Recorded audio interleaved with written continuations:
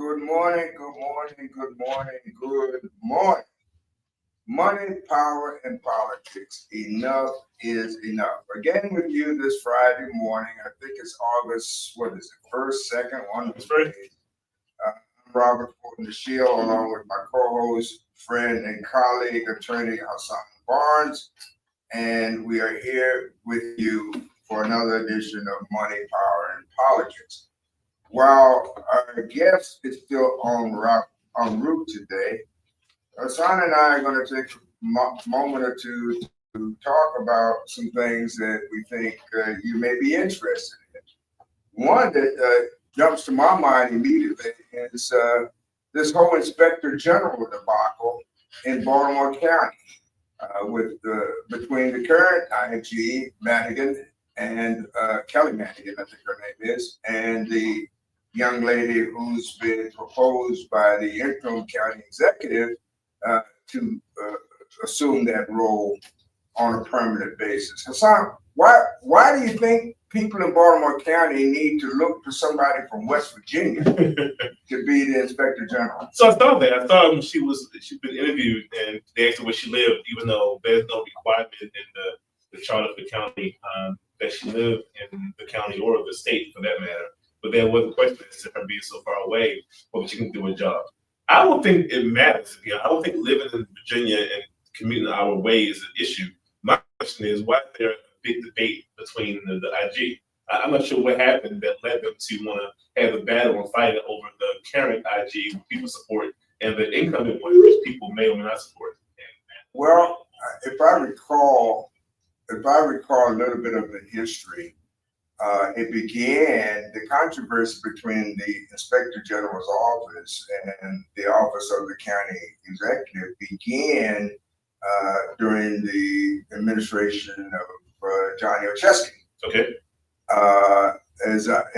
And the Inspector General's undertake of certain investigations involving either Olszewski or members of his family or members of the county council. At one time, if my recollection is correct, then County Executive Olszewski promoted a bill that would essentially clip the IG's wings by requiring the Inspector General to require council approval, or at least to notify the county council in advance of any investigation that would involve either the county council or the IG's office.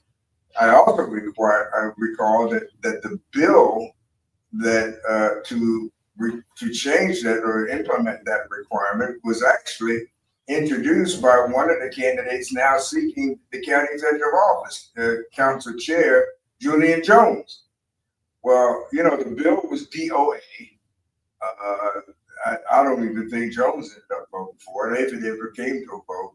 But the antagonism between the office of the county executive and inspector general has been existing at least back to those days, and which has led some to suspect that even now Congressman Olszewski is somehow or another behind the current interim county executive zeal to get rid of Caddy. So, and again, not having been personally present during any of the discussions or recalling it as best I can from newspaper and other accounts, I think that is the reason why, if those things are true, that explains why this issue of who should be the Inspector General for Baltimore County has, now, with respect to Khadijah, the woman who's been nominated by Klatsmeier as the new Inspector General, the controversy is over two issues, not just over the fact that she has a permanent residence in West Virginia and has stated she has no intention, even if she gets the job, of moving to Baltimore County, but also that her nomination itself may be the product of some insider dealings, backdoor dealings, because her former boss is currently on Klatsmeier's staff, which may have, so the question is, to what extent has he been involved in the process, and to what extent has his involvement, if any, resulted in her getting the Khadijah getting the nomination. So it's all cloaked in the aura of some kind of backroom deal, much like what we see in the Jeffrey Epstein. Well, before you go, I went for our guest. We are money, power, politics, and this is the politics portion of it. Whenever you hear nothing straightforward, there's never a straightforward reason. I saw her background, Khadijah, I don't know her last name, the woman who was being nominated for the IG post of Baltimore County, and she seems impressive. She has a lot of federal government experience, and she's been going around the country doing all kind of investigations and those kind of things. She seemed like she's qualified, overly qualified for the job, to be honest. The issue is, and I like people who are local, right? I'm a local guy. I like when you hire people who are local because I feel like they have a better grasp on things in a much more contextual way. When you bring someone in far away, and I had an issue with Baltimore City Police Department for years, with the governor or the mayor, I should say, will bring someone in from California or from some other place to be the police commissioner in Baltimore. I'm always wondering why this person, why not someone local? The same thing will go for the IG. I do like people local because they know more, they know the bodies of the so to speak. However, she seems reasonable, but whenever you deal with politics, there's always some other motive that goes on. So for our viewers, when you see things, you read articles, make sure you read with a very certain eye. Nothing is as it seems on its face. Politics have a bunch of layers, and sometimes it's hard to figure out what layer.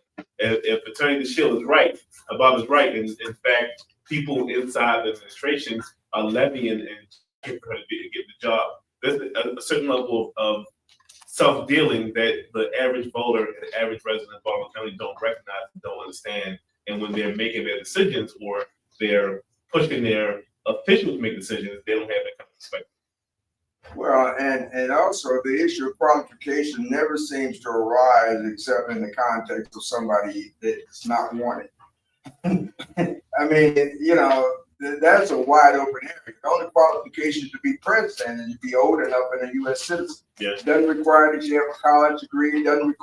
Certainly doesn't require that you be intelligent. Witness the current president, so that's to be filled in. The issue of qualifications gets to be filled in as time goes on. By the way, the candidate's last name I think is Walker.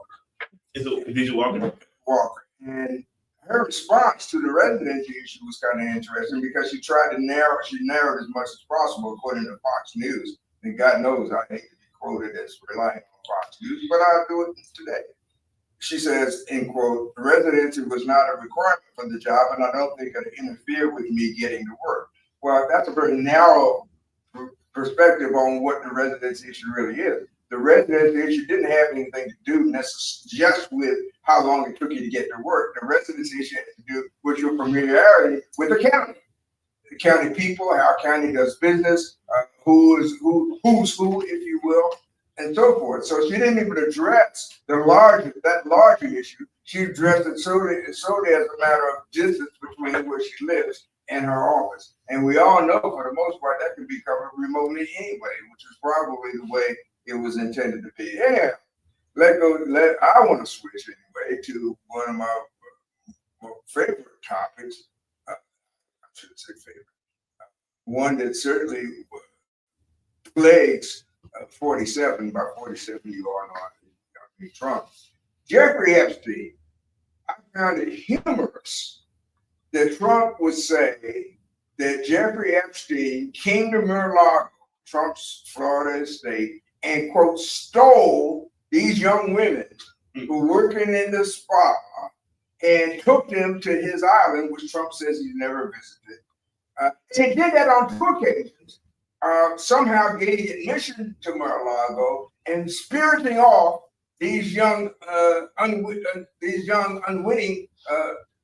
females, and they're always young. They were always, working in the spa. They didn't work in the kitchen. They didn't work in hotel management. Always from the spa, and secreted them off to his island, all without Trump's knowledge or consent. And the only one of them that you could ever believe and confirm his story, unfortunately, committed suicide. Come on. So there's a lot of suicide going on around Epstein. Him hanging himself, and now they witness to Trump's version of the account committing suicide in April. Since Trump's second term, he's been Teflon Don, as he calls himself. Nothing he's done has had any kind of repercussions. He says what he wants, does what he wants, even when it's outlandish, whether it's tariffs, whether it's the abuse of Rosie O'Donnell, threatening to deport Rosie O'Donnell out of the country, even though she's an American citizen, born and raised here. He's done things that are over the top. Epstein case is different. People in the MAGA world have pushed back, and I think it's primarily younger people are the ones in the MAGA who are pushing back, because people who were abused by Epstein were younger people, young women were abused. The younger population don't see why he's getting the pass. They don't know Epstein. They don't know none of the things that you would use to gain clout they know of. All they know is it was this guy who was allegedly kidnapping young girls, taking them away to an island, and abusing them with a bunch of rich people. They were wanting to hold them accountable. When Trump ran, and one of the things he talked about was, hey, it's coming out. Pam Bondi first got involved, hey, it's coming out.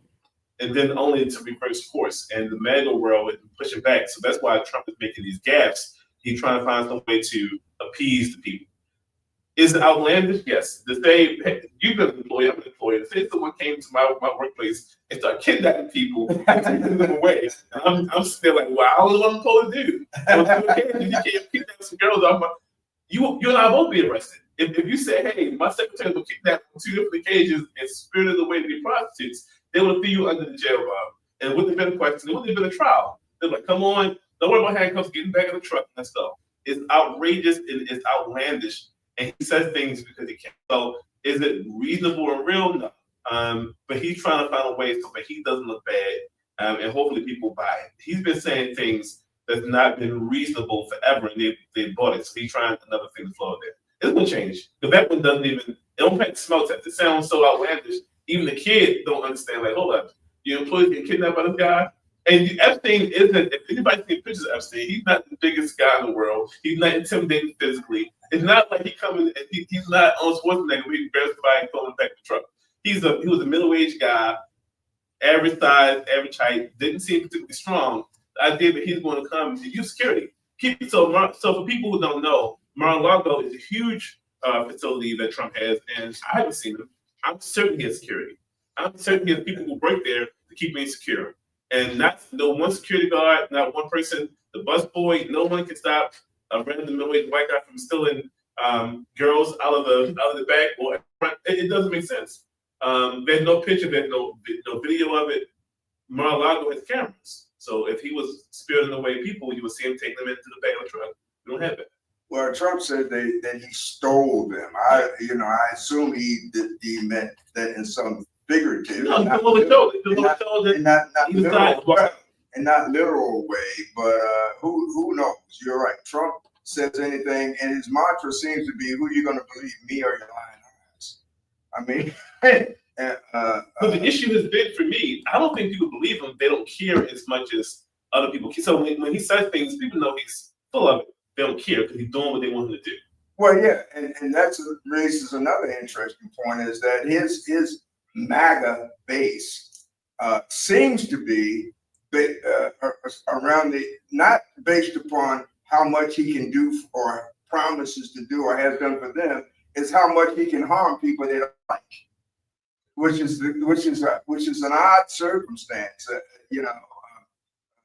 Normally, people keep trying to figure out why do so many people vote, and have so many people voted historically for someone whose actions indicate that it's not going to turn out in their own best interest. It's because they have an undisclosed interest that's more important than what we think their best interest is. And that undisclosed interest is harm me, if you will, but kill the person over here.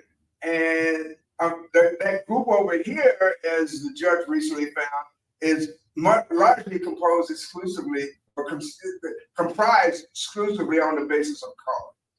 When the judge yesterday, and I forget what jurisdiction it was in, you can always pick one, issued an order that the Homeland Security, so-called Homeland Security Administration or agency, was prohibited from deporting almost 63,000 people who were here under what was called the TPS, Temporary Protective Security, which was a program introduced, I think, way back in the 1990s, which granted temporary asylum, a temporary residency to people who had to leave the country initially because of natural disasters, hurricanes, earthquakes, and so forth. And then, of course, it was expanded for other reasons. But Trump, in his zeal to, quote, purify the population, had them revoke or terminate that policy. And now 2 federal judges have told him it's wrong. Before, I don't want to go too much further than that. It's the mayor of East Baltimore just arrived, Bishop Dante Hannah. Bishop, come on in, join us. Welcome to the studio. Welcome. How are you? Wonderful. Good morning, my friend. You may have thought that I was being somewhat facetious when I referred to the bishop as the mayor of East Baltimore, but after he explains to us some of the developments, particularly economic development that he and his church, Southern Baptist, have been involved in successfully over the years, you'll see, you may agree with me that the title might be fit. Good morning. Good morning. How you doing? My colleague and friend, Attorney Hassan Barnes. So tell us a little bit about First Southern Baptist Church, and then about the kinds of economic development issues that the church has been engaged in. Sure, glad to be here with you. Southern Baptist Church has been a historic landmark in East Baltimore since 1931. I'm the 4th pastor in its history, and I've served there now for, in October, 23 years. And when I arrived at the church, they were completing their first low-income housing tax credit project for seniors. It's a 59-unit senior housing facility that was a renovation of the old brew house of the American Brewery that sat dilapidated in the community for over 30 years. And no amount of investment, it was said, could turn around not only these buildings, but this particular community. And any amount of money that would be invested, it would be like a money pit. But the church invested the first $1 million into that $12 million project that was so successful that it caused Bill Struver and others to bring the organization called Humanum to develop the brewery directly across the street that has seen such significant and stable success. I got to be honest, Bob, I wasn't really interested in community development, knew nothing about it. I'm on the Community Development Corporation. I'm interested in a myopic, insular vision of building a bigger church and being a bigger preacher around the country. But the vision became natural of how can we preach about a God that can make a way and turn things around when we're in the midst of a community that has suffered neglect for decades, homes that have been vacant for 20 and 30 years right next to the church. And so we began the process of acquiring those properties, developing partnerships with other faith-based institutions to look at how we could create a master plan for a community that the city had admitted to me there was not one forthcoming. North of the elevated railroad track that was the boundary for the East Baltimore Development Initiative, centered around Johns Hopkins Medical Campus. I literally asked, what's the plan for the communities on the other side of the track? And they said there is not one. This is not a track on the ground. This is a track in the sky. The natural boundary is Clifton Park, second largest park in the city.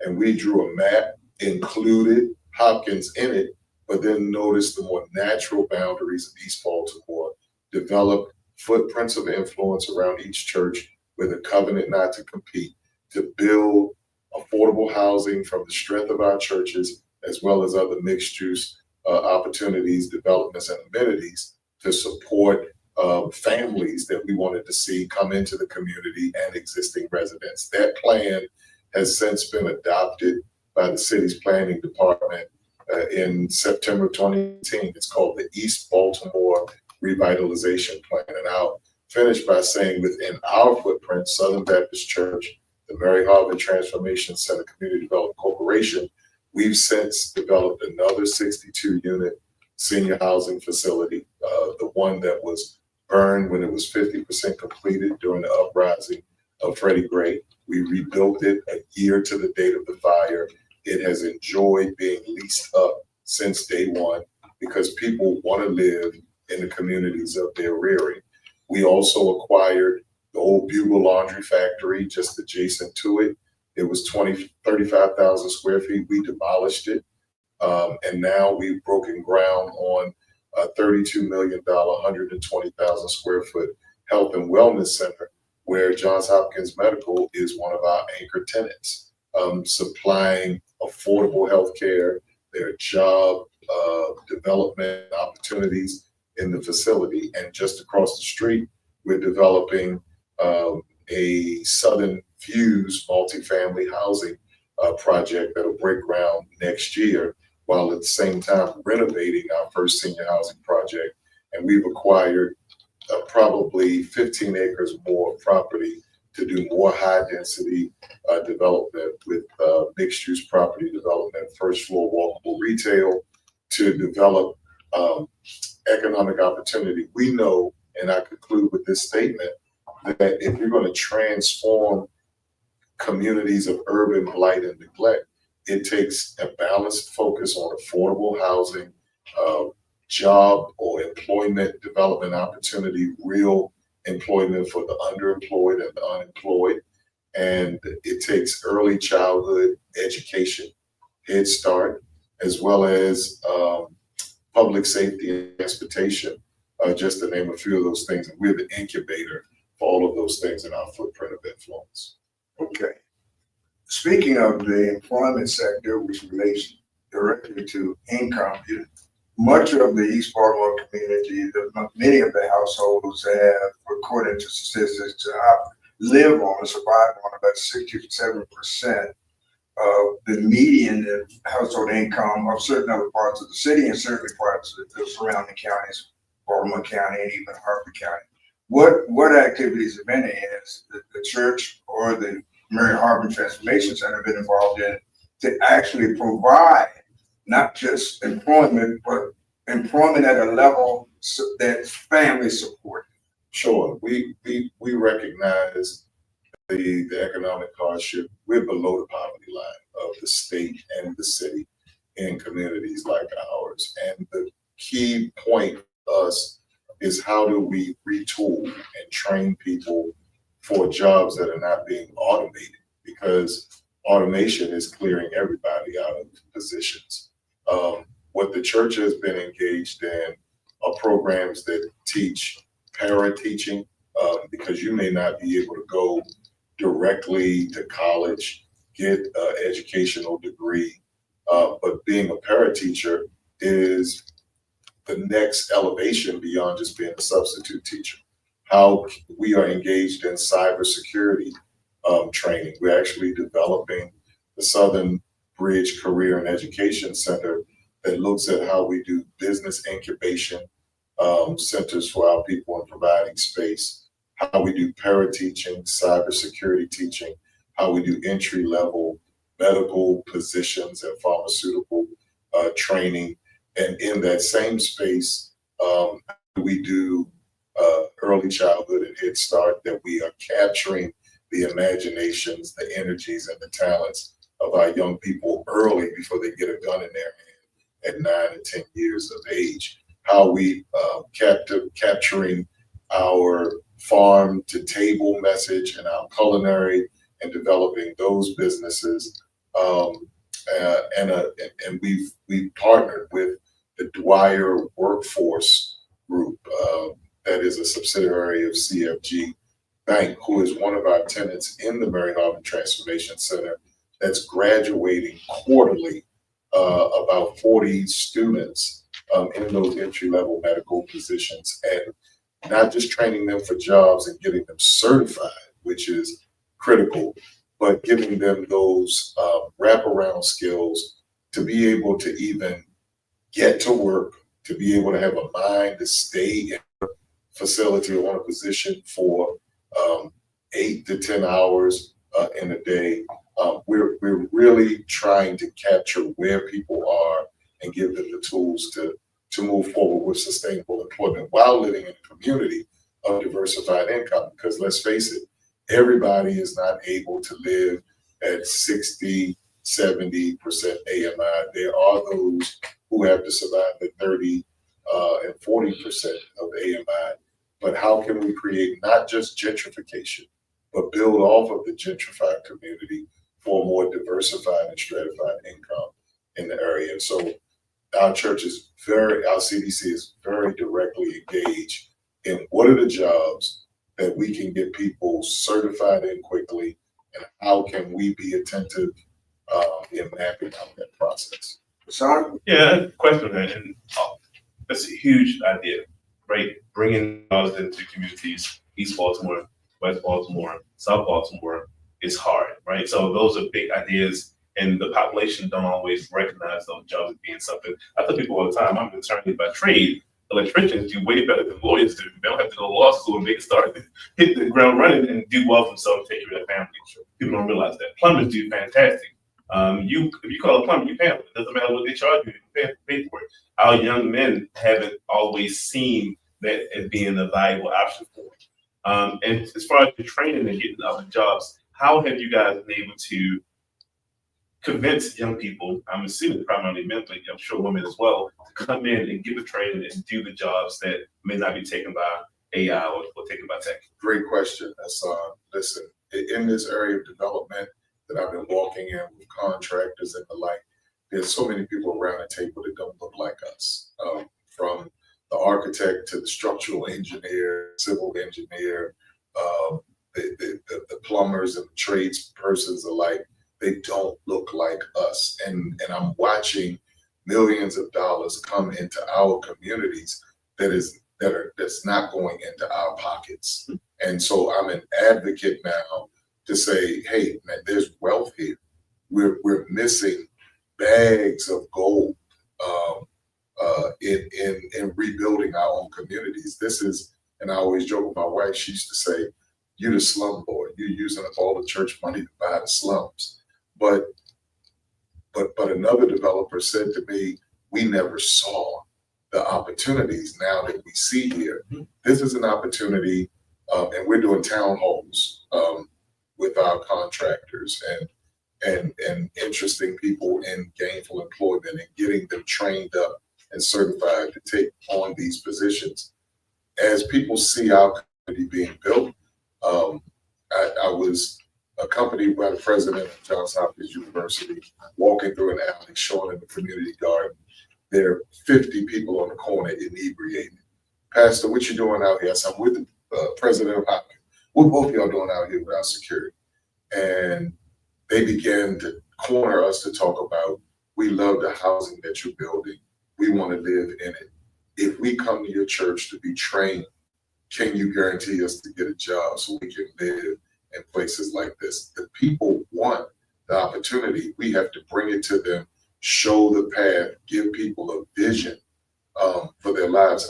I think that is part and parcel of the mantra that I've established at the church from my own personal odyssey, and that is restoring people as we rebuild properties. And how do we capture people's imagination to see opportunity and where it takes them to? And I think this is the place in which we do it. And I have to show them first, because everybody doesn't walk by faith. We walk by sight. I think that's right. People know what they see. You tell someone something until they see it, they don't believe you. Absolutely. Which they have reason for. In terms of you put more property, you're expanding it out. What's your 5, 10, 15-year plan? Man, well, that was 5 to 10 years ago. The development takes time and slow, but our plan is, especially as we see this health and wellness center come up, and our career and education center be renovated, to harness the people, to develop them as we are building these next properties, that they are participant. One of the things that I'm proud that we were able to take over was our Cole Grant Higgs Senior Housing Facility in its property management. When the property manager closed their portfolio, instead of hiring somebody else. We know this over 20-some years.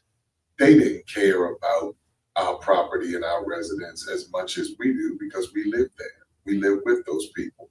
And so we are now the property manager of record on that property, which means we get to hire the people who are the maintenance persons. We get to hire the staff. We get to hire the people who provide tenant services. We get to bring in mental health professionals and the like. My plan is to see our people be the property managers of the properties we build. My plan is to see more of our young people taking on those positions to build the properties and to have the vision to design those projects and properties. And I want to have that full community developed out, but we've already acquired property in West Baltimore where we're taking the church and looking to duplicate our efforts in Lower Park Heights, where not much attention is being given. We're also duplicating our efforts in Harford County, in some areas. And so I see this being a macro vision of opportunity for our people to rebuild the wall, even like Nehemiah did in the Old Testament of the Bible. Now, you have a unique view as being a church. There are some churches who believe they should be out in the community building, and others believe they should be bringing people into the sanctuary. What other, if you know, churches around Baltimore or Maryland were doing following your lead? Based on seeing, know what they're doing is working, they're able to help people in the community build up. Let's try that as well. Sure, and I think it is a both-and approach, and I think if you build the community, building the church is a byproduct. Jesus showed that, and that there's no rocket science to that. I think other churches that have caught on to it, I've helped train ministers in Park Heights to duplicate the same effort. So I'm watching my home church, Gillis Memorial Christian Community, under Pastor Darrell Gould, really take that vision on, and they're doing a grand family home that they're going to see come into fruition. I've seen with Pastor Alvin Gwynn at the Leaden Hall Baptist Church in South Baltimore, acquire property, build, and develop partnerships with Bozzuto and others in their developments down there. And then he's at the helm of the State Baptist Convention and working through that Baptist age home around it to continue to increase development. The new Shiloh Baptist Church, in a quiet way, from Dr. Carter Sr. to now Dr. Carter Jr., creating New Shiloh Village right in the middle, in the hub of West Baltimore, down from Mondawmin. There are a myriad of things that are happening. If we can get them to happen in a more comprehensive way, rather than in a scattered way, I think people will begin to see that things are happening and that the church has to be one of the forefront visible leaders, because the church is the ones that stayed through suburban flight and urban blight. And the church has to have vision beyond itself, to not just be the developer, but to be an advocate for comprehensive and collaborative development, and to protect the people in our cities from being just overly gentrified. Whereas we cannot take advantage of the opportunities. It's amazing that there's so much value in our communities, except when it comes to us. And I think we have to take advantage of that. You know, Bishop, you earlier mentioned something which touches upon an issue that we all know about, the inherent and unavoidable conflict between technological advancement and employment. And we've seemed to go forward with this idea that the zeal for technological advancement and innovation is infinite,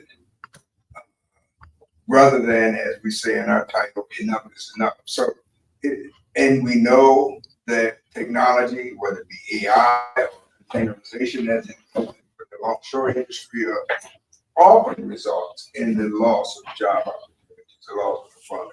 Should technology be more tailored to and even phased in when appropriate to make sure that we retain the employment of those individuals in the positions that they have held and that they already have based their family and vision on for a period of time until the next generation can be trained to utilize this new environment. The idea that you can teach, I don't want to use this metaphor, but I can't think of another right now, that you can actually teach an old dog new tricks, that's work. The idea that you can take someone who's been doing this job for 30 years and is now in their mid-50s and send them back to school to learn a new trade, that work.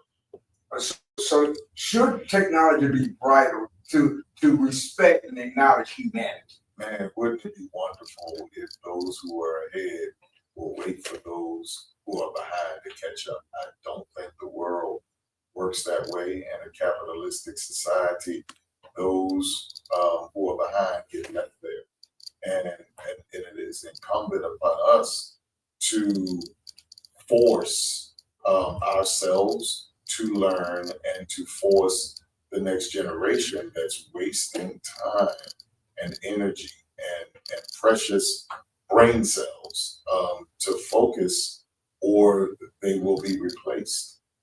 No one is going to, just because Fred Flintstone uses his feet to paddle up the car, nobody is going to continue to do that when you can fly around like George Jetson. I mean, nobody's going to wait for you. You're going to get left on the ground. And that's the message that we have to repent. That's hell, not fire after death. It's hell when the world is progressing and you are regressing and you want somebody to stop to make you catch up. Listen, it's been painful for me to have to learn certain things. And I'll tell you this, I'm walking around in the store with my wallet and my card, and I leave my wallet, and then how am I going to pay for this? And somebody says, your card's on your phone. And I'm like, well, I don't know how, this is how you do it. And when they showed me how to do it, it was like magic. I'm screenshotting my card, and the second time I do it, it's like, wow, I'm actually doing this. I'm primitive. I'm in the gym. I'm sitting in the sauna, and I get out and I go to the cash register to order a protein shake, and a lady that comes in 15 minutes after me walks up and picks up her shake. And I said, I'm going off. I was here first. Why is this? And she said, I ordered while I was in the sauna. I said, how'd you do that? It's on the app. Right? It's on the app. Was she wrong? Or I got that. I'm not looking at that. I'm not studying that because I'm comfortable living in my world, in my mindset, without availing myself to what has taken place. It is up to us. Like you had to go to school and learn what you learned. It is up to us to change discipline. Change is hard, but you have to change or you get left behind. So to that mid 50-year-old person who's been comfortable doing this job this way, you have to, and who's built their vision and their family on the resources accumulated and sustained doing it that way. You got to say to everybody in the household, hard times are coming because I got to go back and learn how to do something else. Absolutely. And that is the difference between those who succeed and those who survive. And that I'm mid-50s now. And I have to look at how I do church, how I do community, how I preach my sermon. It requires intentionality. It requires forward thinking. And I think this mindset of I'm living and working towards comfort. When those of you who have lived and worked towards comfort finally realize comfort never comes, right? It's all about And I think we're wired. I think we're divinely wired. This is why church is still important to everybody. This is why it's still important to have faith, because faith wires us to always be in pursuit of the next thing. That's how we live. If you lay down in bed, you're going to die. I don't care how much you want to lay there. I don't want to go to work. If you lay around, you're going to die. You got to keep moving. You got to keep your mind moving. You got to stay engaged. And I think this is an opportunity for those of us who are at that midpoint to try to think in new ways and new ideas. And if not, you're going to have to move out of the country to somewhere that's less progressive, and to be able to continue to do the work that you want to do. But I think these are exciting times, even for middle-aged people, to launch out into the deep, to see what it is that you want to do, what you want to learn, and invest yourself into.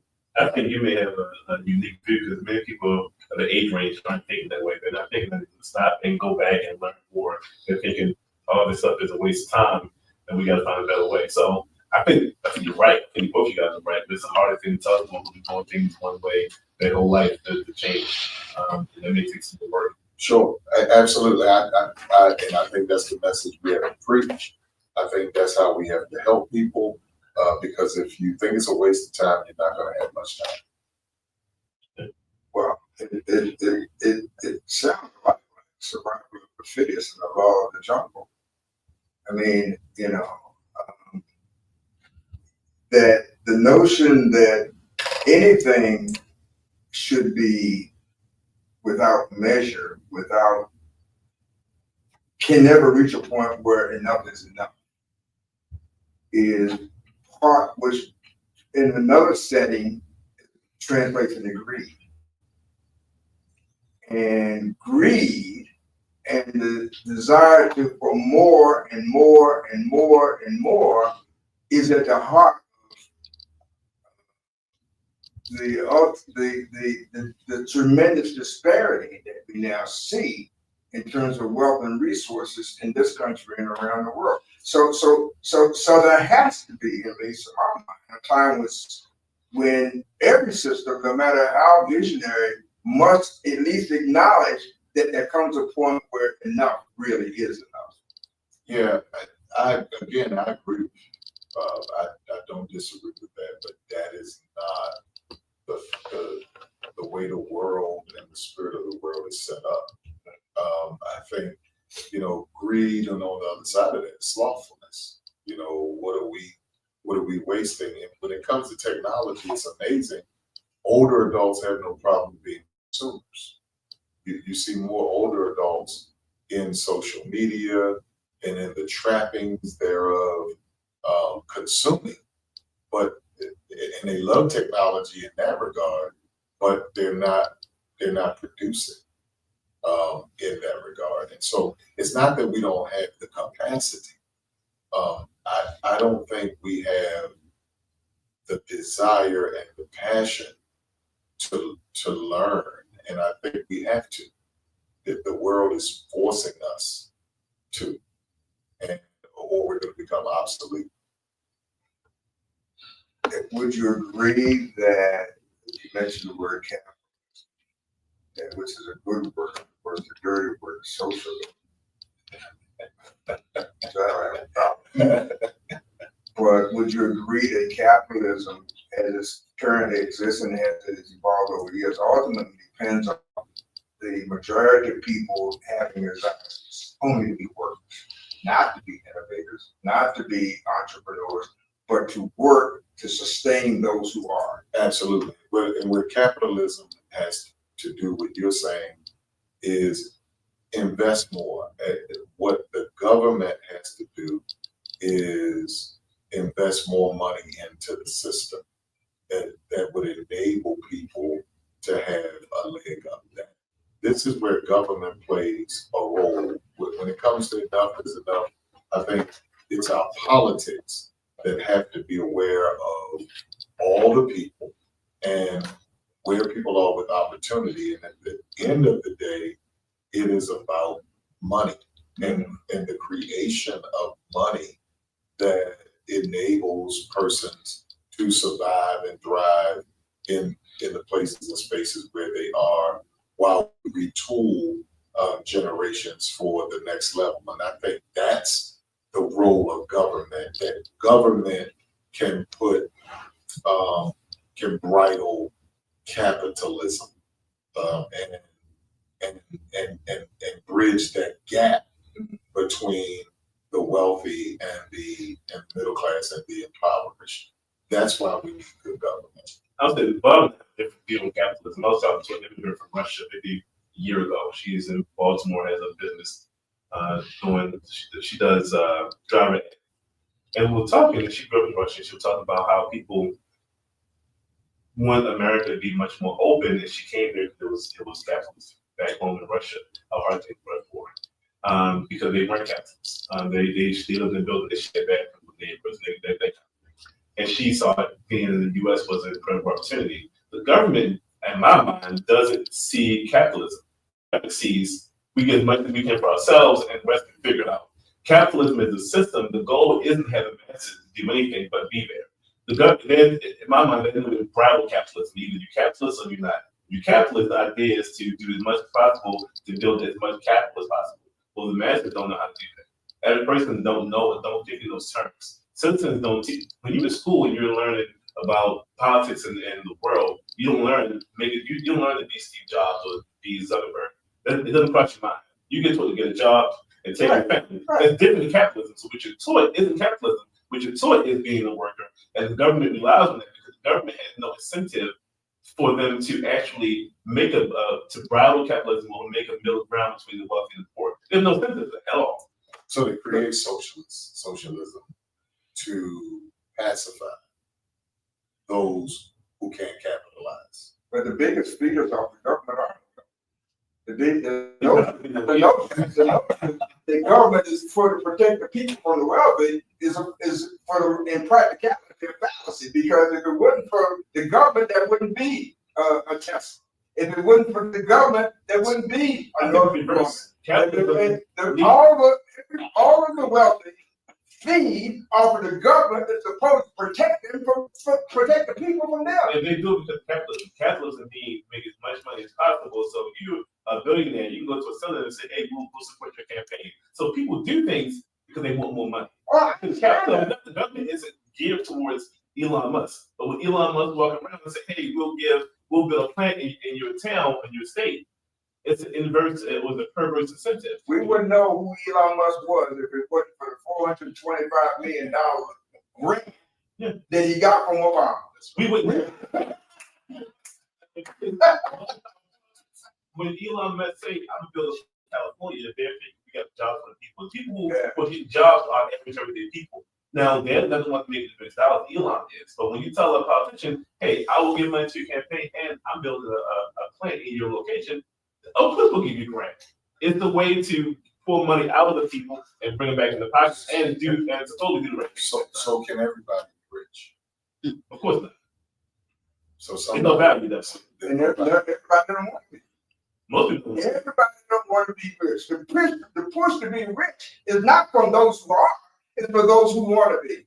The reason why there's so much downward pressure is because of the attempted upward movement of those in the middle who want to be like Steve Jobs, who want to be like Oprah Winfrey, or want to be like the rich people have formed an organization to try to figure out how to give money.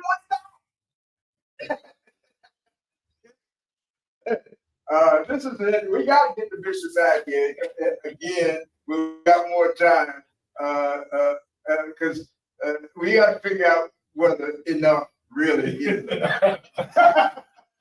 Thank you all for tuning in today. This is Money, Power, and Politics with our guest, the Mayor of East Baltimore, the Bishop Dante Hickman from the Southern Baptist Church. I, along with my colleague, host, and friend, Hassan Barnes, hope you found this program informative, enlightening, or at least enjoyable.